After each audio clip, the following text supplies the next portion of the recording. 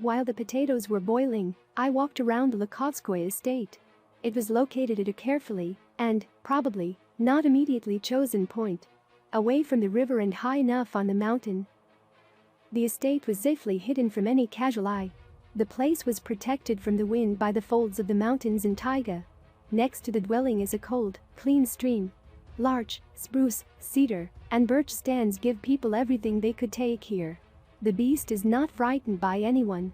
Blueberries and raspberries are nearby, firewood is nearby, cedar cones fall right on the roof of the house. Here is perhaps an inconvenience for the garden. Not too gentle slope. But look how thickly the potatoes are turning green. And the rye was already full, the pods on the peas were swollen. I suddenly stopped at the thought that I was looking at this hotbed of life through the eyes of a summer resident. But there is no train here. It is not an hour's journey to the nearest light, to a human handshake, but 250 kilometers of impassable taiga. And a person has not been here for 30 days, but for more than 30 years. What kind of labor did you get bread and warmth here? Did you suddenly have a desire to gain wings and fly somewhere? Near the house, I carefully looked at the old trash. A spear with a large shaft and a homemade forged tip, a hatchet almost worn out to the butt, a homemade axe, you can only chop off branches with it, skis knocked out with a camas, hose, details of a weaving mill, a spindle with a stone spindle. Now all this has been dumped unnecessarily. Hemp was planted most likely out of habit. They brought fabrics here. They won't wear out for a long time. And a lot of other things are stuck under the roof and lies under a canopy near the stream, a skein of wire, 5 pairs of boots, sneakers, an enamel saucepan, a shovel, a saw, rubberized pants, a roll of tin, 4 sickles. It's good. You can't live a century. Karp-Isipovich, who came up in his felt boots, sighed inaudibly. Taking off his hat, he prayed towards the 2 crosses. The kingdom of heaven, they no longer need sickles or axes. The old man showed me a storage shed on 2 high pillars to protect food from mice and bears, a cellar where potatoes were kept, a stone fireplace at the very threshold of the hut, where Agafya was cooking dinner on a small fire. I got a good look at the roof of the shack. It was not sketched out in disarray, as it seemed at first. Large blocks looked like gutters and were laid like tiles on European houses. The nights in the mountains here are cold. We didn't have a tent. Agafya and her father, watching how we were going and what God sent to lie down near the fire, invited us to spend the night in a hut. The first day's impressions must be finished with its description. Bending under the jamb of the door, we found ourselves in almost total darkness. The evening light was blue only in a window the size of 2 hands. When Agafya lit and secured a torch in the light, which stood in the middle of the dwelling, one could somehow make out the inside of the hut. The walls were dark even with the torch. The soot of many years did not reflect the light. The low ceiling was also charcoal dark. Poles for drying clothes hung horizontally from the ceiling. Flush with them along the walls were shelves lined with birch bark dishes filled with dried potatoes and pine nuts. Down along the walls were wide benches. On them, as could be understood by some rags, slept and could now sit. To the left of the entrance, the main place was occupied by a wild stone stove. The pipe from the stove, also made of stone tiles, faced with clay and strapped with birch bark, exited not through the roof, but from the side of the wall. The stove was small, but it was a Russian stove with a 2-stage top. On the lower step, on a bed of dry marsh grass, the head of the house slept and sat. Above, large and small birch bark boxes were again piled up. To the right of the entrance stood another stove on legs. A metal one. The bent pipe from her also went to the side through the wall. In winter, it was possible to freeze the wolves here. Well, they cooked this potbelly stove for them. I am surprised how they dragged me, said Agafya, who had already spent the night here more than once. In the middle of the dwelling stood a small table, worked by an axe. That's all there was. But it was cramped.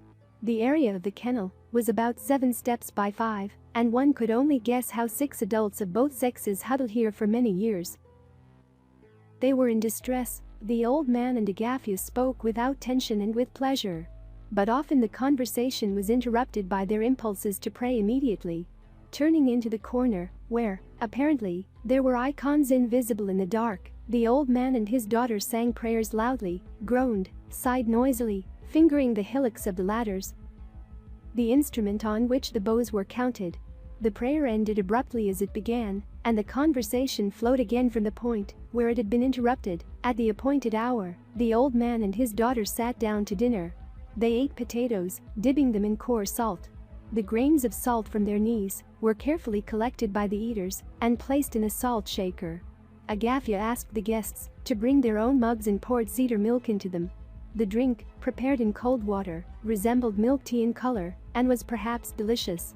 Agafya made it in front of our eyes. She ground the nuts in a stone mortar, mixed them with water in a birch bark dish, strained. Agafya had no concept of purity.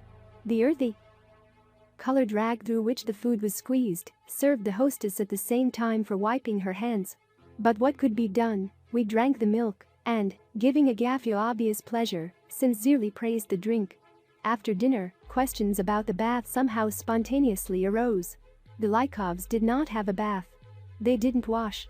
"We can't do that," said the old man. Agafya corrected her grandfather, saying that she and her sister occasionally washed in a dugout trough when it was possible to warm the water in the summer.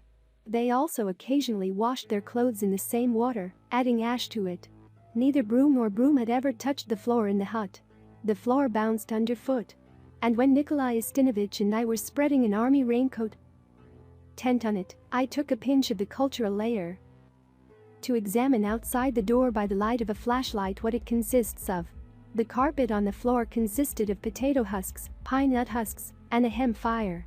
On this soft floor, without undressing, we lay down, putting our backpacks under our heads.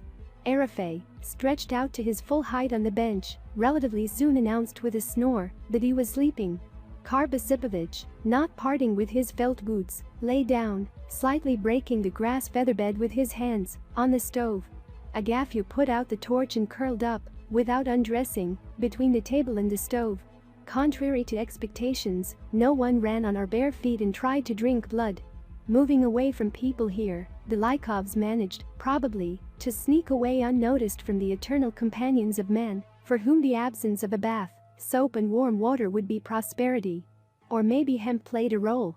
In our village, I remember, hemp was used against fleas and bedbugs. The window had already begun to shine faintly with the July morning light, but I still did not sleep. In addition to people, 2 cats with 7 kittens were found in the dwelling, for whom the night is the best time to take walks in all the nooks and crannies.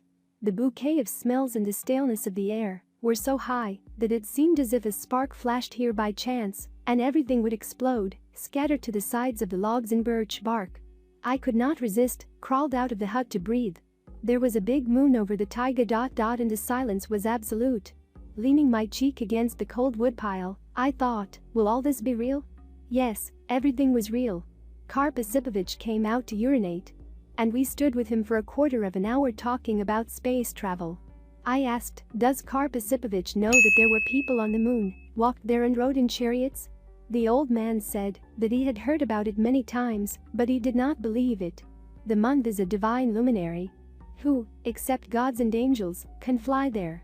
And how can you walk and ride upside down? I ask you to share these videos in your social networks, using the buttons under the video and subscribe to the channel. I ask you to go and watch other videos about Agafya Lykova, which you now see on the screen in the end screensavers.